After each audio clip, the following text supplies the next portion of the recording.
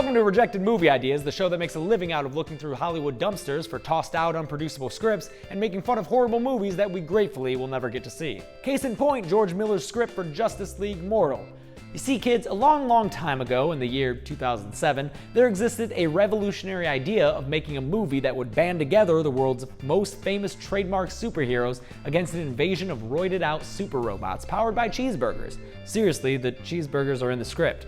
Now, if that, minus the cheeseburgers, sounds familiar to another movie out there that also features a team of superheroes, that's no coincidence. Whether it's the epic story or the playful tone, if you Google Justice League Mortal script and give this puppy a read, you'll notice that DC and Warner Brothers stumbled upon a bit of the Marvel formula a full year before the release of Iron Man, the first movie in today's Marvel Cinematic Universe. The movie would have starred Barry Allen, doubling as the fastest man in the world and as the audience surrogate through whose eyes we are introduced into the world of the Justice League. And what a wacky world it would have been. I mean, I'm talking dolphin-powered water skis, Batman played by Armie Hammer, just one of him, Green Lantern played by Common, Talia al Ghul transforming into a killer robot, in fact, the whole world transforming into killer robots, and somehow, despite all these moments that read like Warner Brothers was gearing up to give us the most Looney Tunes version of the Justice League, the writers still found time to have Superman say this little line, sadly missing in 2013's Man of Steel. "There's no time to clear the city, so watch your collaterals. We protect the population at all costs." Seriously, Man of Steel, you couldn't have snuck in one line where Henry Cavill pretended to care about people? Now, to be fair, not everything out of this script reads like the missing pages to some episode of Batman the Brave and the Bold. There were some pretty badass moments underneath all the cartoonishness, such as the villain of the piece, namely Batman.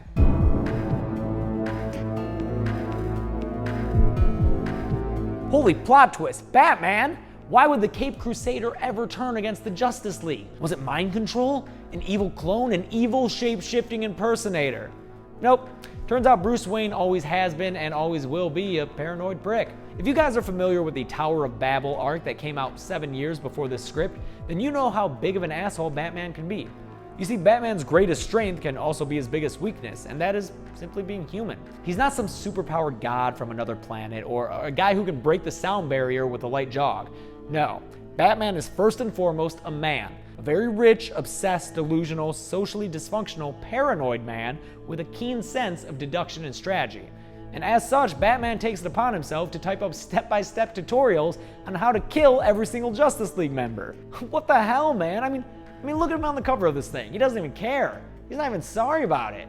Whatever. I'll just keep making solo movies forever. See you, suckers. Now, according to Batman, both in the comic and in the script, he had no real intention of ever offing any Justice Leaguer, but in a universe where you can throw a red rock at Superman and he'll kill everybody in sight, Bruce thought it might just be best if he created a contingency plan for every super friend in case they ever got a little unfriendly. But as many Hollywood actresses have learned, as long as your iPhone, tablet, or Bat computer has Wi-Fi, you can still be hacked by some creepy basement-dwelling IT guy or a DC supervillain, sometimes the same person. In the case of the comic, that supervillain was none other than Ra's al Ghul.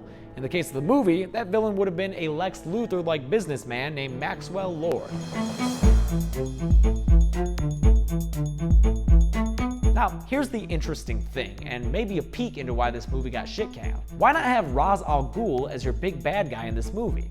Well, this was 2007, a good 2 years after Christopher Nolan and Christian Bale killed off Ra's in Batman Begins. Wait, didn't you say that Batman was going to be played by that guy who was in that Lone Ranger movie that nobody saw? Why, yes, that is correct, imaginary audience member. It's been long confirmed that not only was Armie Hammer going to play the Dark Knight in this movie, but that the entire Justice League was already cast and flown over to Australia, where filming was about to take place, when all of a sudden, Warner Brothers pulled the plug. According to many of the cast members, the writer's strike of 07-08 was the ultimate supervillain for this movie, but some, like Adam Brody, who was signed to play the Flash, have publicly admitted to the fact that it might have been Warner Brothers' hesitation of having two different Batmen running around two different DC cinematic universes that ultimately killed the project. If that's the case, then why have two different Batmen to begin with?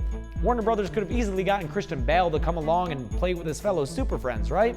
Well, wrong. The problem is that Bale repeatedly said that he was completely uninterested in playing Batman without Nolan directing. And Christopher "Why So Serious" Nolan most likely read this script at some point and quickly threw it out a window once he got to the part where Aquaman enlists the help of fish to fight mind-controlled Superman. Whatever the real reason was, we missed out on what looked like it could have been the first in a series of DC movies that would have been much lighter in tone than what we have in store for us with Batman v Superman. Let's just hope for the sake of all other upcoming DC projects that Batman v Superman makes anything close to what the Avengers made at the box office.